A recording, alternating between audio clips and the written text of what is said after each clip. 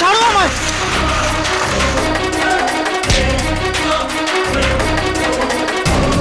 কে তুমি? কে তুমি?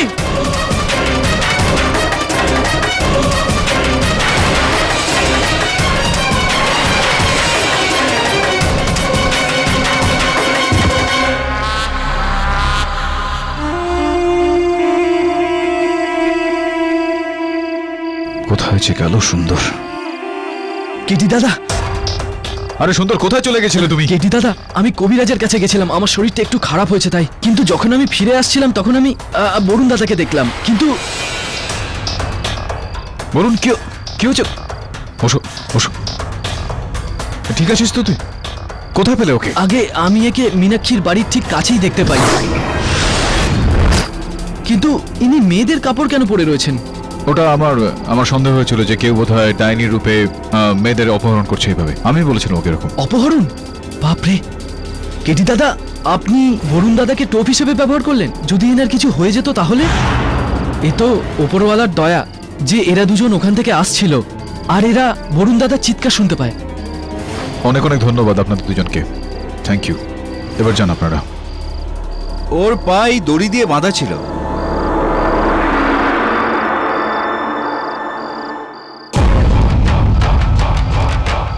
কেটি দাদা, এই সাবিত্রী এখানে কি করছে? আরে আমি কি করে জানবো সাবিত্রী এখানে কি করছে?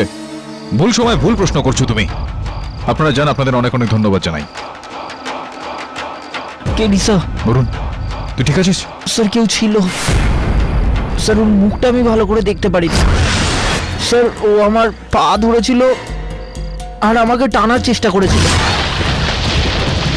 স্যার। আমার সঙ্গে হাতাহাতি হলো, কিন্তু ও আমার মুখে ক্লোরোফর্ম চেপে ধরেছিল।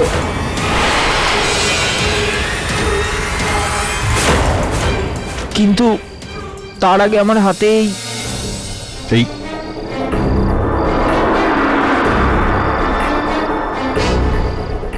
কানের দুল, তুই এটাকে টেনেছিস তো এটার মধ্যে রক্ত লেগে আছে তার। তুই তুই ঠিক আছিস তো বলুন? স্যার মাথাটা ভারী হয়ে আছে।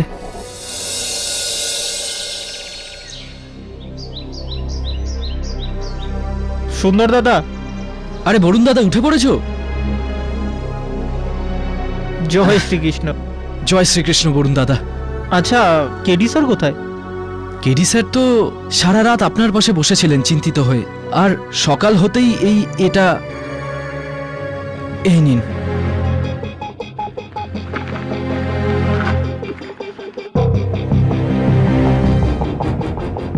বরুণ, আমি হসপিটালে যাচ্ছি রামধীনের সঙ্গে দেখা করতে, যার ওপর সাবিত্রী হামলা করেছিল। আর তুমি মীনাক্ষীর বাড়িতে গিয়ে দেখো, হয়তো ওখানে কোনো সূত্র পাবে। সুন্দর দাদা, আপনার একটু সাহায্য লাগবে। আপনি যেমন বলবেন।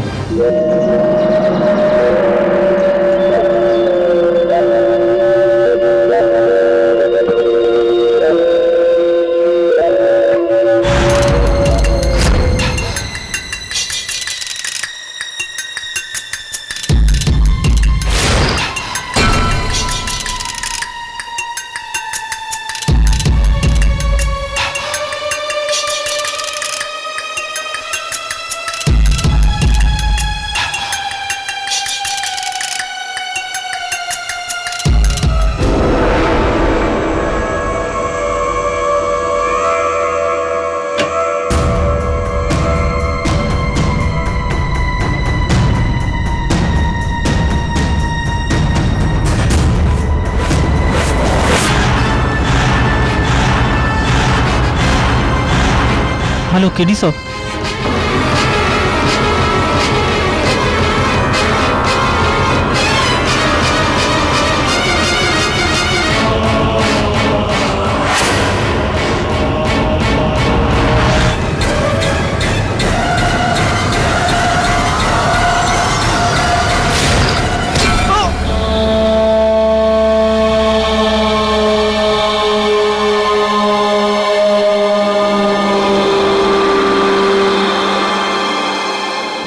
দাদু, তুমি ক্ষমা করবেন, এখন তো পঞ্চায়েত শুরু হয়ে গেছে, তো আপনি এখন এখানে প্রধান।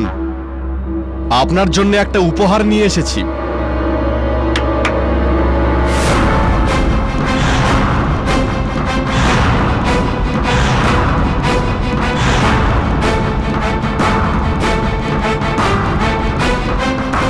এটাই হলো সেই অপরাধী যে আপনার অহংকারকে চূর্ণ করে এখান থেকে চলে গিয়েছিল। এবার ধরতে পেরেছি ওকে। বলুন এবার ওকে কি সাজা দেব? বরুণ ত্রিবেদী, তুমি? তোমার সাহস কি করে হলো এই গ্রামে পা রাখার? প্রধানবাবু, এই বরুণ আমার সহায়ক, আর মুম্বাই আমার সঙ্গে কাজ করে। ওর কথা মতোই আমি এখানে ওই মেয়েটিকে বাঁচাতে এসেছি। ও, তো এই সমস্ত সমস্যার কারণ তুই? তোরই কথা অনুযায়ী এই উকিল আমাদের গ্রামের শান্তি নষ্ট করতে এসেছে। অনেক বছর আগে ওর আর ওর বাবার দ্বারা কিছু হয়নি, তাই ও ওর গুরুকে এখানে নিয়ে এসেছে আবার। কাল রাতেও মীনাক্ষীর ঘরের আশেপাশেই ছিল। বলুন এবার কি করা উচিত ওর সঙ্গে? বাবাজি, বরুণকে সাজা নয়, অভিনন্দন জানানো উচিত। কেননা বরুণের কারণেই এই নিখোঁজ হয়ে যাওয়া মেয়েগুলোর রহস্যের বিষয়টা উন্মোচন হতে চলেছে।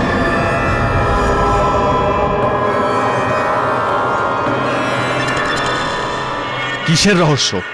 আরে বোঝাতে তো দিন। বাবাজি, আমি বরুণকে বলেছিলাম যে মহিলাদের পোশাক আশাকে গ্রামে ঘুরে বেড়াতে। এমনটা করার কারণ?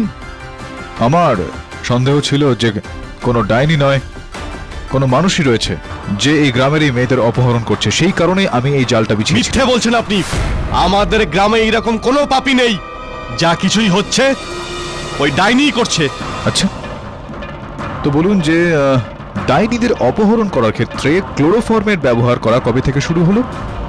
আমি স্কুলের ফর্ম শুনেছি, রেশনের ফর্মও শুনেছি, কিন্তু এই ক্লোরোফর্ম কি? ক্লোরোফর্ম, বাহুবলী বাবু, এমন একটা পদার্থ যেটাকে শুঁকলে মানুষ কিছু সময়ের জন্য অজ্ঞান হয়ে থাকে। আর এই পদার্থেরই ব্যবহার বরুণকে অপহরণ করার সময়ও করা হয়েছিল, কেননা আমি ওর হাত থেকে ওই ক্লোরোফর্মের গন্ধটা পেয়েছি। এটা তো আপনার মন গড়া গল্পও তো হতে পারে উকিল বাবু। আমরা আপনার কথা কি করে বিশ্বাস করব? আমার কথা আপনি নাও বিশ্বাস করতে পারেন বাহুবলী বাবু, কিন্তু এই কানের দুলটাতে তো বিশ্বাস করতে পারেন আপনি। এই কানের দুলকার? এই কানের দুলটা সেই ব্যক্তিরই যিনি চেষ্টা করেছিলেন, একটা উদ্যোগ নিয়েছিলেন বরুণকে অপহরণ করার।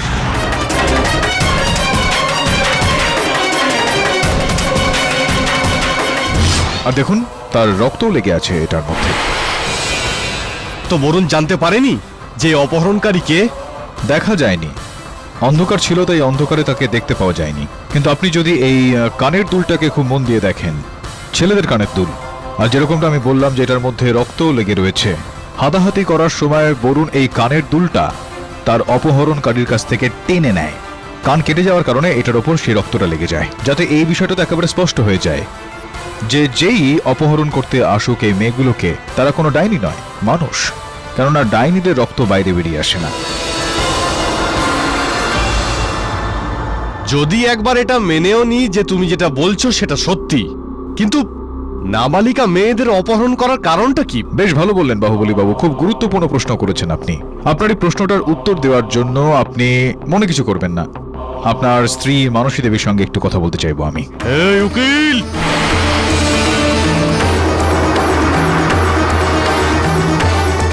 বাহুবলী বাবু, বল আমার মধ্যেও বহু রয়েছে। এটা পঞ্চায়েত, আখড়া নয়, তাই মানসিক শান্তিটাকে একটু বজায় রাখার চেষ্টা করুন। সমরজিৎ, রাগ সংযত কর। কেডি বাবু, আপনি মানসীকে যা প্রশ্ন করতে চান করতে পারেন। সঙ্গে একটা অনুরোধ করব বাবাজি। বরুণ যা কিছু করেছে তা আমার কথা মতোই করেছে। এবার যদি ওর দড়িগুলো খুলে দেওয়া হয় তো। খুলে দাও ওর দড়ি।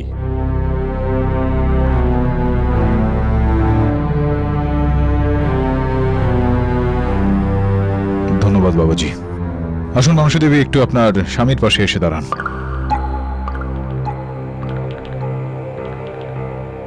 তো মানসী দেবী, আপনার স্বামী এখানেই দাঁড়িয়ে রয়েছে আপনার সঙ্গে। ভয় পাওয়ার কোনো কারণ নেই। এইটা বলুন যে কালকে আপনি তান্ত্রিক বাবার সঙ্গে দেখা করতে গিয়েছিলেন, সেখানে কিছু কথা বলছিলেন ওনার সঙ্গে, যেটা আমার কানে এসে পৌঁছয়। বাবা, আমাকে আর কত বলিদান দিতে হবে? ব্যাস মা, আর একটা বলিদান, 10টা বলিদান তুমি দিয়েছো। এই শেষ বলিদানে তুমি পিছিয়ে এসো না। আমি আর কত সহ্য করব? আমাদের বিয়ের 11 বছর হয়ে গেছে। 11 বছর, 11টা বলিদান। কি মানে এটার কি কথা চলছিল বলুন না? কেন দেখা করতে গিয়েছিলেন আপনি তান্ত্রিক বাবার সঙ্গে? আমি ওই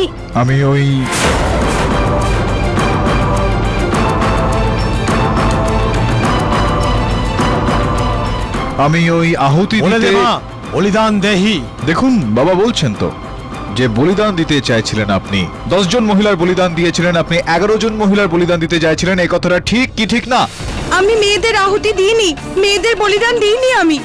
আমি তো ওই তান্ত্রিক বাবার মত অনুযায়ী ছাগলের বলিদান দিচ্ছিলাম। কেন?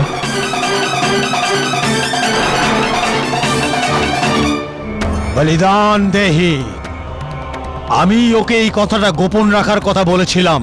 আমি এই অসহায়কে সাহায্য করার চেষ্টা করছিলাম। আমি এই নিঃসন্তান মহিলাকে সন্তান সুখ দিতে চেষ্টা করছিলাম। এই জন্যই 11টা ছাগলের বলিদান দেওয়া আবশ্যক ছিল। উকিল বাবু, আমার স্ত্রীকে অপবাদ দিয়ে আপনি কি প্রমাণ করতে চাইছেন? এটাই যে আপনি ঠিক আর আমরা ভুল? কোনো প্রমাণ বা সাক্ষী আছে আপনার কাছে? আর যদি না থাকে তো আপনাকে একটা উপদেশ দিচ্ছি। আজ সন্ধেবেলার টিকিট আছে 2টো আমার কাছে, ওটাকে নাও আর ফিরে যাও এখান থেকে। কেডি স্যার, কি হলো? স্যার আমি তান্ত্রিককে আগে কোথাও দেখেছি। কোথায়? স্যার মনে পড়ছে না, কিন্তু এর মুখটা আমার খুব চেনা চেনা লাগছে। পরে বিষয়ে কথা বলছি। উকিল বাবু, কথা বন্ধ হয়ে গেছে নাকি আরো কথা আছে আমার পরিবারকে নিয়ে?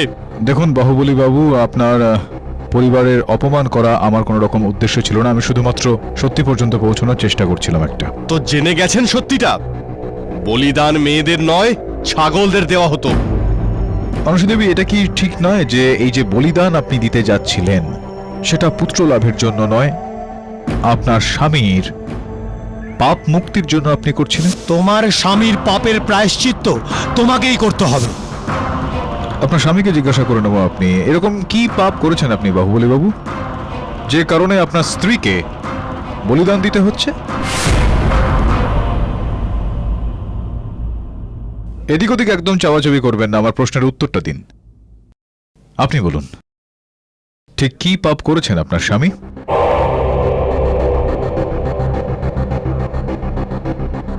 দেখুন, আপনি স্বয়ং যদি এই কথাটা বলতে না চান তো অন্যান্য সাক্ষীও রয়েছে আমার কাছে এই বিষয়টা খোলসা করার জন্য। বাবাজি, যদি আপনার অনুমতি পাওয়া যায় তো আমি ডক্টর ভান্ডারীকে আপনার সামনে প্রস্তুত করতে চাইব, কয়েকটা প্রশ্নও করতে চাইব সত্যিকে সামনে আনার জন্য। যদি আপনি অনুমতি দেন তো আমি ডক্টর ভান্ডারীকে এখানে ডাকতে পারি? খবরদার যদি ওই মহিলার নামটা নিস তুই, জিভ কেটে দেব। নাম তো আমি নিয়েই ফেলেছি বাহুবলী বাবু, এখনো আমার জিভটা আপনি কাটেননি। আপনার অনেক কিছু কেটে যাবে এবার। আসুন ডক্টর, এখানে আপনি একটু এদিকে আসুন।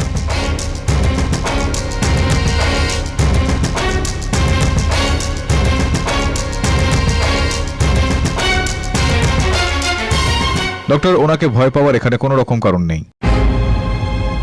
ওনার দাদু আর আমি এখানে থাকতে আপনার কেউ কিচ্ছুটি করতে পারবে না। এবার বলুন বাবাজিকে যে কয়েক বছর আগে মীনাক্ষী আপনার কাছে এসেছিলেন চিকিৎসার জন্য, কে নিয়ে এসেছিলেন ওনাকে, আর কি সমস্যা ছিল ওনার?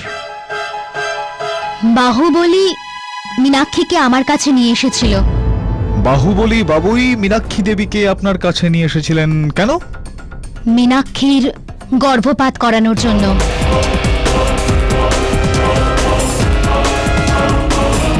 তারপর কি হলো? ওই বাচ্চাটা বাহুবলী সমরজিৎ ঝালারি।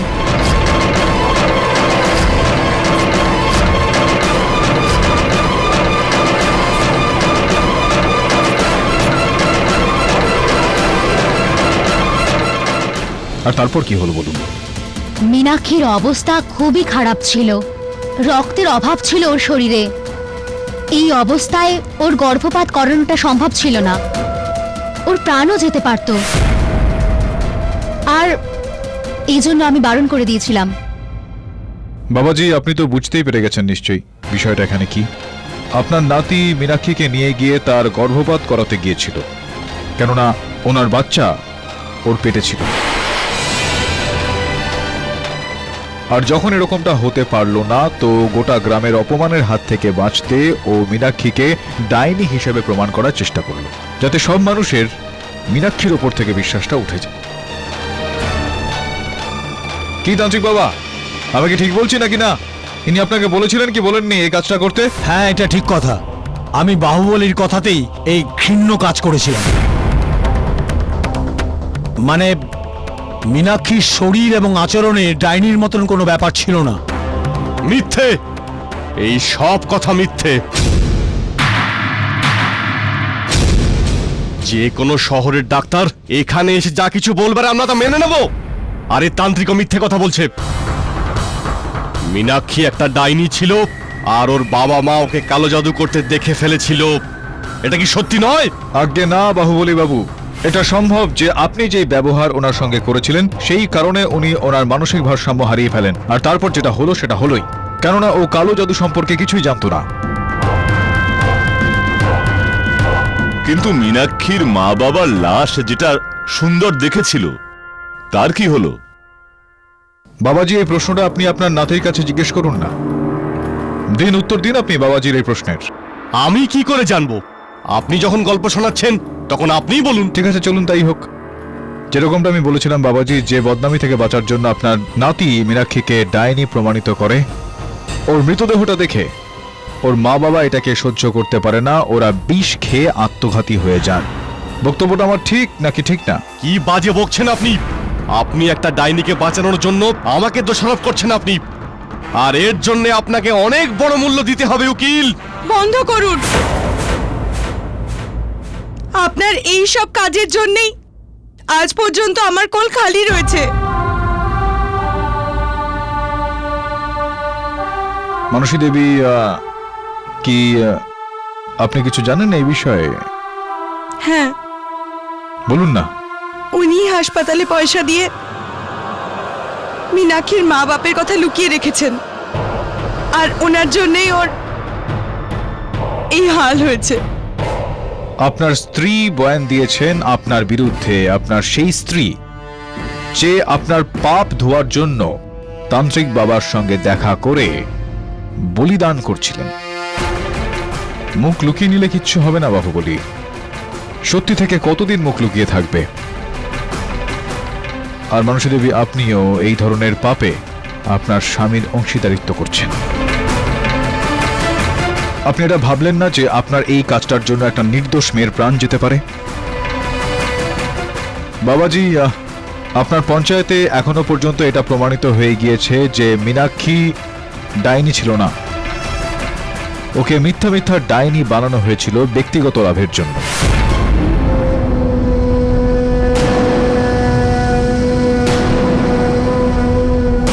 আর যখন মীনাক্ষী ডাইনি নয়, তখন এটা প্রশ্নই ওঠে না যে ও ডাইনি সেজে সাবিত্রীর শরীরে প্রবেশ করে। আর যদি এরকমটা না হয়, তাহলে তার মানে এই দাঁড়ায় যে সাবিত্রী ডাইনি হতে পারে না। আমি অনুরোধ করব আপনার কাছে যে ওকে ওর নিজের জীবন আর বেঁচে থাকার সুযোগ দেওয়া হোক, ছেড়ে দেওয়া হোক ওকে। এটা কোনো গল্প নয়, না কোনো ভূতের কাহিনী, এটা বাস্তবের ঘটনা।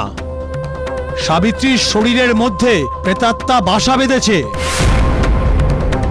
আর কাল রাত্রে উকিল সাহেব, আপনারও এটার অনুভব হয়েছে। মনে আছে আপনার, নাকি ভুলে গেছেন?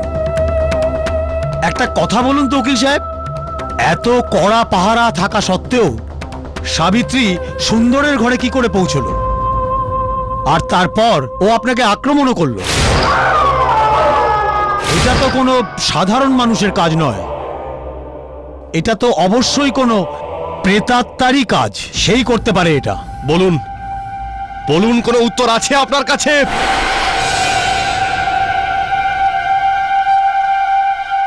ডাইনি, ডাইনি, ডাইনি, ধরো ওকে, ধরো ডাইনিকে, ধরো, ধরো ডাইনিকে, ধরো। ধরো কেউ ছাড়বে না, ধরো। কেউ ছাড়বে না, ধরো গিয়ে ধরো। ওকে। ধরো বলছি, ঘিরে ধরো, ডাইনি, ঘিরে ধরো ডাইনি, ওকে। ধরো। ডাইনিকে ছাড়বে না, ধরো, ধরো। ডাইনিকে ধরো। ধরো আজকে, ধরো ওকে। ডাইনি, ডাইনি। আরে ডাইনি এ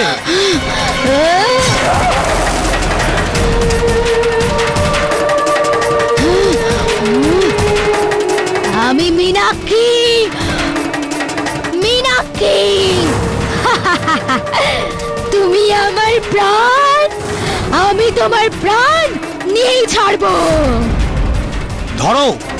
ডাইনি, ডাইনি, ধরো, ধরো ওকে, ধরো। ডাইনি, ধরো। ডাইনিকে ছেড়ে ধরো না, না, ধরো ঘিরে ওকে। ধরো সবাই, ঘিরে ধরো, ধরো, ধরো, ধরো, ধরো, ডাইনি, ধরো। ধরো, ঘিরে ধরো ডাইনিকে, ডাইনিকে ধরো। ধরো না।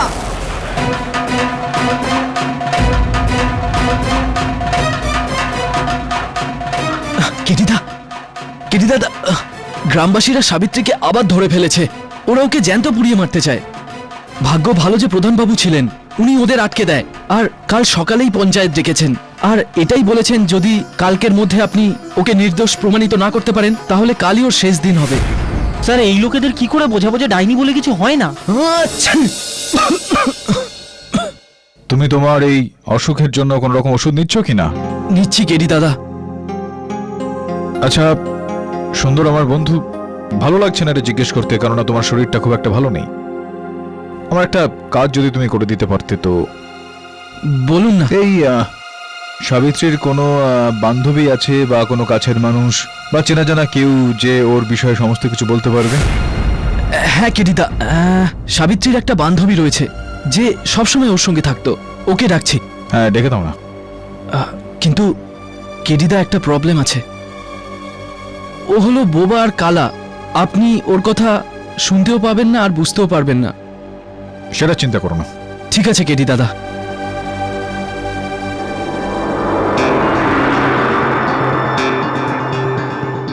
কার হতে পারে এই দুলটা?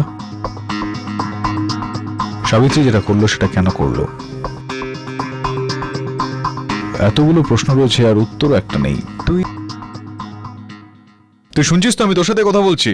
হ্যাঁ স্যার, আমি আপনার কথাই Game খেলছিস শুনছিলাম। নাকি? কি করছিস না, না, তুই? গেম খেলছি না স্যার। এই দেখুন, তান্ত্রিকের ছবিটা দেখছিলাম। স্যার একে আমি আগে কোথাও দেখেছি স্যার, মনে পড়ছে না কোথায়। তুই এই ফটোটা ইমেল কর আমাকে। Sir mail send. হ্যাঁ এই দেখ, এই দেখ, এবার চেন। স্যার, স্যার এই কেসটাই।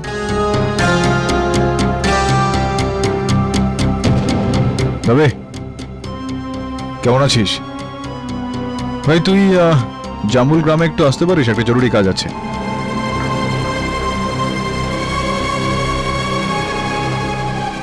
কেডি দাদা, গীতা।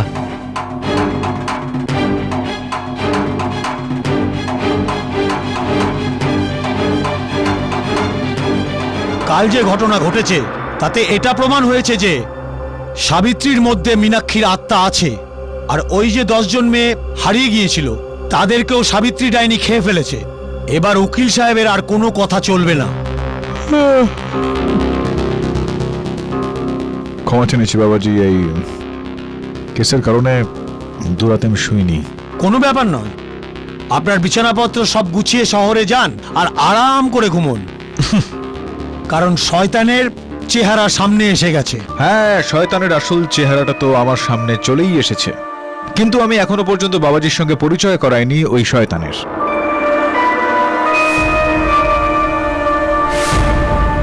তুমি কি বলতে চাইছো কেডি বাবু? এটাই যে এই তান্ত্রিক বাবার সঙ্গে পরিচয় তো করিয়ে দিই আপনার এখন। কি বাজে কথা বলছো? বাজে কথা নাকি এটা কাজের কথা সেটা তো সময় বলবে। প্রথমে আমাকে কয়েকটা প্রশ্ন করে নিতে দিন বাবাজিকে। বাবাজি, এই ভণ্ডকে, ক্ষমা চেয়ে নিচ্ছি, এই তান্ত্রিক বাবাকে আপনি কতদিন ধরে চেনেন? এই প্রায় 5 বছর ধরে। 5 বছর ধরে নাকি একটু কম বেশি হবে? বেশি, প্রায় 5.5 বছর ধরে। কিন্তু তুমি কেন জিজ্ঞেস করছো কেডি বাবু? বাবাজি, আমি এই কারণে জিজ্ঞেস করছি কেননা কিছুদিন আগেই আমি আমার সহায়ক বরুণকে আমাদের পুরনো কিছু কেসের একটু পরীক্ষা করতে বলছিলাম। আর একটা খুবই ইন্টারেস্টিং বিষয় আমরা এখানে পেয়েছি। বাবাজি, এই দেখুন, এটা আমাদের তান্ত্রিক বাবার ছবি দাড়ি গোঁফ অবস্থায়। আর এই যে ব্যক্তি রয়েছেন ওনার ফটো পুলিশের ফাইলে বেশ কিছু বছর ধরে রয়েছে। কিছু পুরনো ঘটনা নিয়ে, ডাকাতি, লুট, ভোপালে একটা ব্যাংক লুট করে এই ব্যক্তি ফেরার হয়ে গিয়েছিল। এখন দেখুন, যদি এই ব্যক্তির মুখে দাড়ি গোঁফ লাগিয়ে দেওয়া হয়, হ্যাঁ, আমাদের তান্ত্রিক বাবার মতন মুখটা চলে আসে।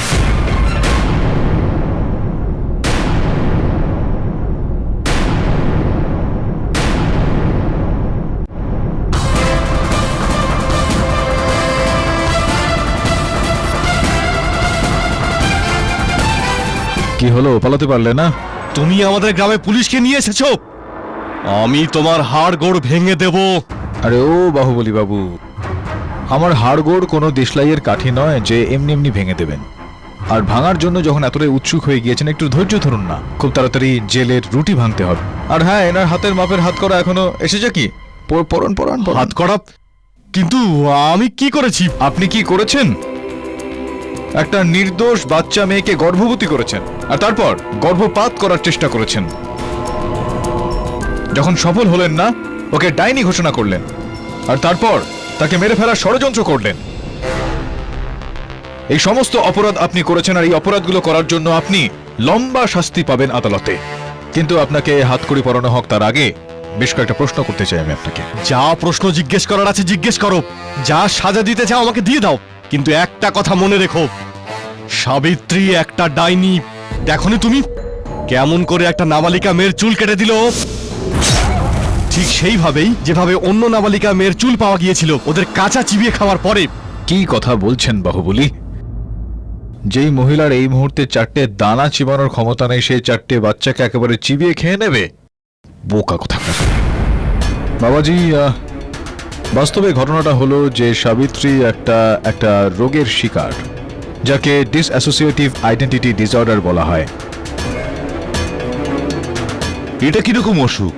আমি আপনাকে বুঝিয়ে বলছি বাবাজি। এই ডিসঅ্যাসোসিয়েটিভ আইডেন্টিটি ডিসঅর্ডার একটা এমন ধরনের রোগ যেখানে রোগীকে একই ব্যক্তির মধ্যে একই সময় আলাদা আলাদা ব্যক্তিত্বের প্রকাশ ঘটে তাদের মধ্যে। একটাই মানুষের মধ্যে আলাদা আলাদা লোক? এটা কি করে বিশ্বাসযোগ্য হয়? হ্যাঁ বাবাজি, 2 বা 3 বা অনেকই। যেরকম লন্ডনে কিম নভেল নামে একজন মহিলা ছিলেন, যার মধ্যে একই সময় 100 আলাদা আলাদা ব্যক্তিত্ব বাস করতেন। তাহলে কি এই ভয়ানক অসুখটা সাবিত্রীরও আছে? একদমই ঠিক বলছেন আপনি বাবাজি। আর এই বিষয়টা নিয়ে আমি একজন আমার মনোচিকিৎসক বন্ধুর সঙ্গে কথাবার্তা চালিয়েছি, আর উনি এই বিষয়টা স্পষ্ট করেছেন যে সাবিত্রীরও এই রোগটা রয়েছে। ও নিজের মনে নিজেকে মীনাক্ষী বলে ভেবে থাকে। কিন্তু মীনাক্ষী কেন, অন্য কেউ নয় কেন? সাবিত্রীর বন্ধু গীতা আমাকে এটা বলেছে যে যখন ও বিয়ে করে আসে এই গ্রামে, তো সারাদিন গীতা আর সাবিত্রী গ্রামে ঘুরে ফিরে বেড়াতো। আর সেই সময়ে যে শুনশান একলা ঘর ছিল মীনাক্ষীর, সেইটা বেশ পছন্দের ছিল সাবিত্রীর।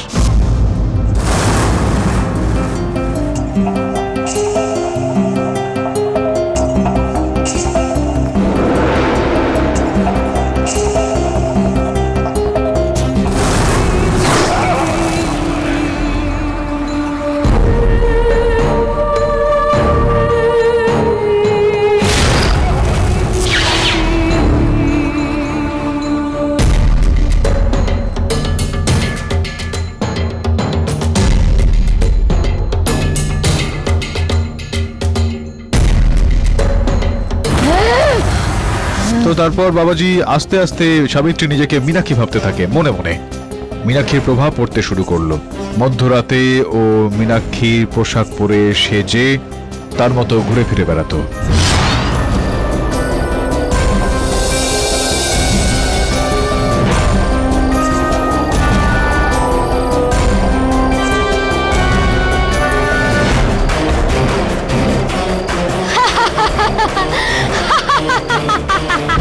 ও মীনাক্ষীর মতো কথা বলতে শুরু করলো বাবাজি। আর সেই বাক্যটাই বলতে থাকলো, যেটা মরার সময় মীনাক্ষী বাহুবলী বাবুর জন্য বলেছিল।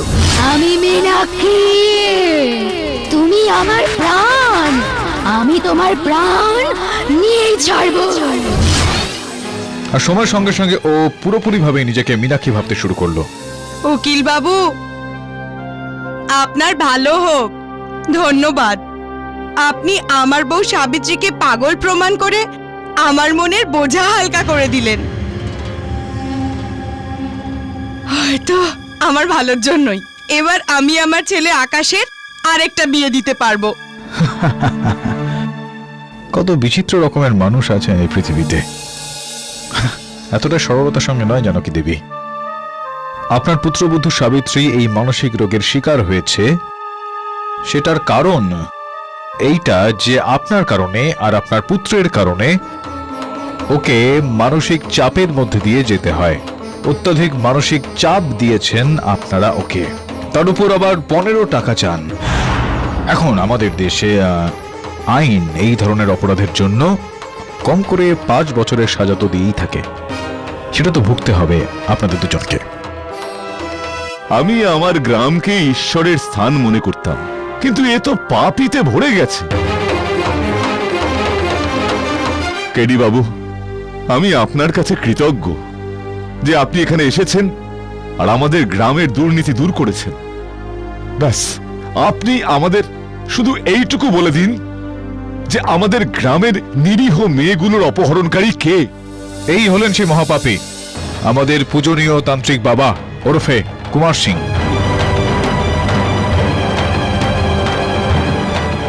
ওনার বিষয়ে তদন্ত করার পরে জানতে পারা গিয়েছে বাবাজি যে জামুল গ্রামের পাশেই একটা গ্রামে ওনার খাতা চলছে ব্যাংকে। আর যখনই জামুল গ্রাম থেকে মেয়েরা নিখোঁজ হয়ে যায় তার পরের দিনই ওই ব্যাংকে খাতাতে, ওনার খাতাতে আরব দেশের কোনো ব্যাংক থেকে মোটা অঙ্কের টাকা জমা হচ্ছে, যার থেকে এটা স্পষ্ট যে ও সাবিত্রীর অসুখের সুযোগটা নিয়ে মেয়েদেরকে নিখোঁজ করে ফেলতো, আরব দেশে তাদেরকে নিয়ে গিয়ে ব্যবসা করত, বিজনেস করত, আর সাদাসিধে সাবিত্রীর ওপরে এই দোষটা দিত যে ও মেয়েদেরকে কাঁচা চিবিয়ে খায়।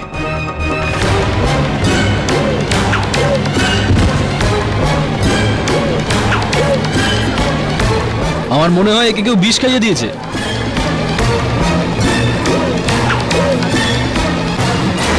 দেবে? হ্যাঁ বল।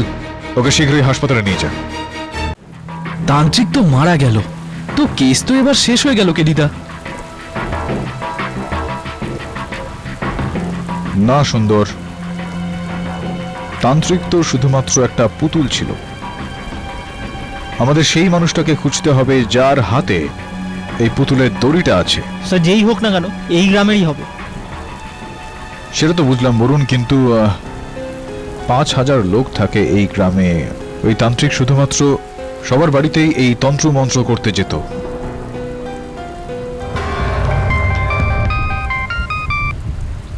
হ্যাঁ তবে বল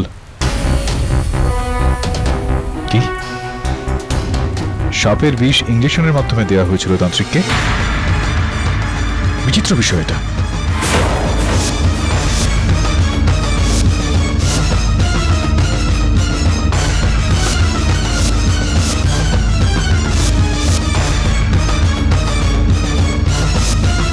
সুন্দর শোনো, তুই গিয়ে বাবাজিকে বল যে আমি খোঁজ নিয়ে নিয়েছি যে অপরাধী ঠিক কে। রাজ পঞ্চায়েতের সবার সামনে তার নামটা আমি বলে ফেলবো। যা। ঠিক আছে কেটি দাদা। তুই কোথায় যাচ্ছিস? তুই একটা কাজ কর,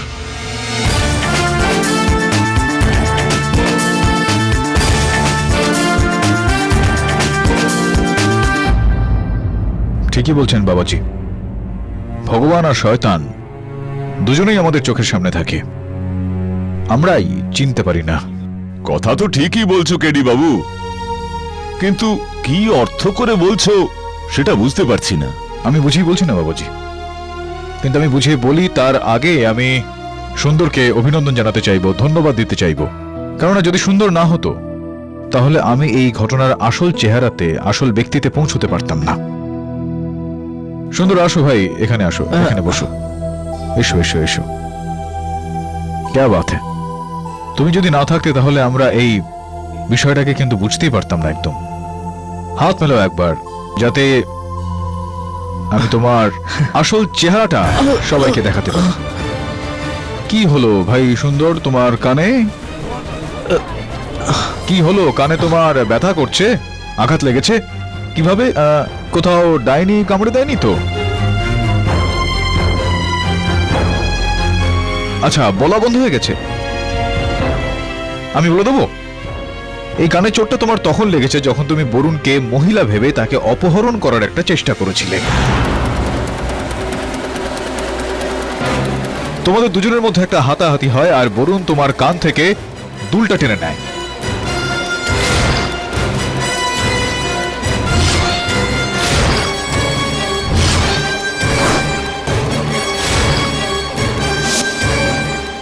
আরে এটা তো বরুণ। চলো একে তোলো, চলো।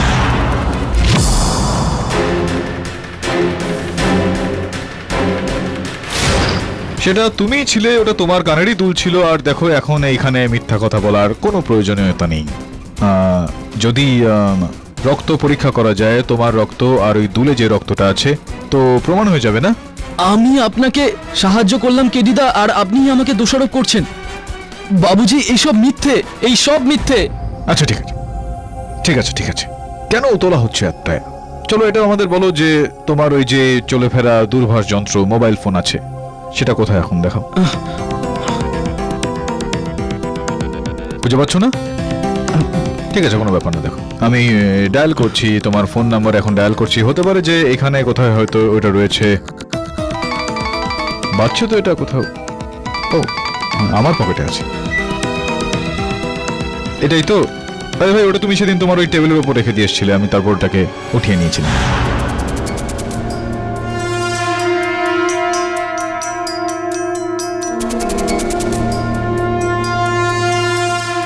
(971) কোড আছে। এতবার 971 কোডের এই নাম্বারে তুমি ফোন করেছো। এই দেখো কতবার সেখান থেকে তোমার এখানে ফোন আসে। বাবাজি, 971 আরব দেশের কোড, যেখানে সুন্দর সাহেব খুবই অসুন্দর কাজকর্ম করতেন। গ্রামের মেয়েদের বিক্রি করে ব্যবসা করতেন আরব দেশের সঙ্গে।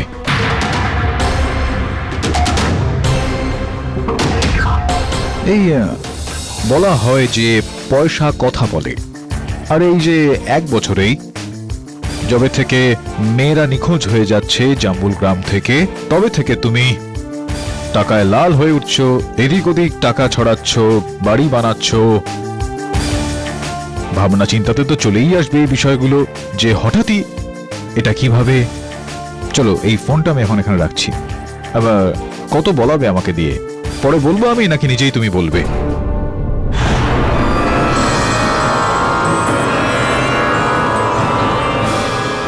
তুমি হলে মীনাক্ষী, তুমি হলে মীনাক্ষী, তুমি মীনাক্ষী, তুমি মীনাক্ষী,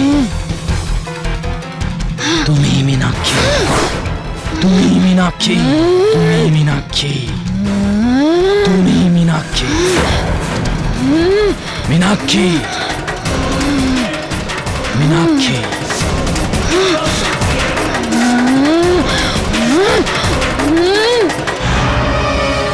আমি নিজের দারিদ্রতায় অধৈর্য হয়ে পড়েছিলাম, আর নিজের স্বপ্ন সফল করার ছিল আমার। আর বিদেশে বসে থাকা আমার বন্ধু মেয়েদের নিয়ে ব্যবসা করার উপায় বলে আমায়। তো এই যে পরিকল্পনা তুমি বানালে, সুন্দরবাবু, তান্ত্রিক বাবাকে কিভাবে এই পরিকল্পনায় আনলে তুমি? 1.5 বছর আগেই আমি তান্ত্রিক বাবার আসল রূপ জানতে পারি। উনি সরল গ্রামবাসীদেরকে বোকা বানিয়ে ঠকাচ্ছিলেন দিনের পর দিন ধরে। আমি ওনাকে হাতে নাতে ধরি। ওনার আসল রূপ আমার সামনে আসা সত্ত্বেও আমি ওনাকে পুলিশে দিইনি, বরং নিজের প্ল্যানে ওনাকে টেনে নিয়েছিলাম। বুঝে গেছি। যখন তান্ত্রিক বাবা মানে কুমার সিং এর আসল চেহারাটা গ্রামবাসীর সামনে চলে আসলো, তুমি ভয় পেয়ে গেলে। কোথাও এই যে পরিকল্পনা যেটা তুমি এতদিন চালাচ্ছিলে, এটা সাধারণ মানুষ জেনে যাতে না ফেলে, এই কারণেই তুমি তান্ত্রিক বাবাকে ওই বিষ ভরা ইঞ্জেকশনটা তুমি দিয়ে দিলে। ঠিক বলছি আমি নাকি আমি ঠিক বলছি?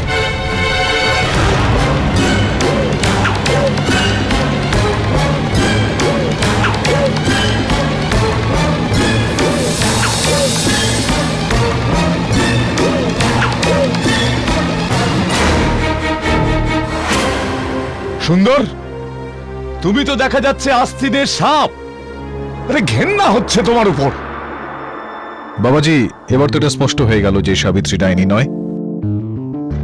ডাইনি বলে কোনো কিছু হয় না, ভূত প্রেত না। হয় যেটা, সেটা হলো শয়তান, যেটা মানুষজন তাদের নিজের মনে স্বয়ং জন্ম দিয়ে থাকে, আর সেই কারণেই তাদের জীবন খারাপ হয়ে যায়। নিজেদের চিন্তা ভাবনায় নিয়ন্ত্রণ রাখুন, নিজেদের জীবনকে সুন্দর বানান। For more updates, subscribe to our channel, click the show links and enjoy watching the videos.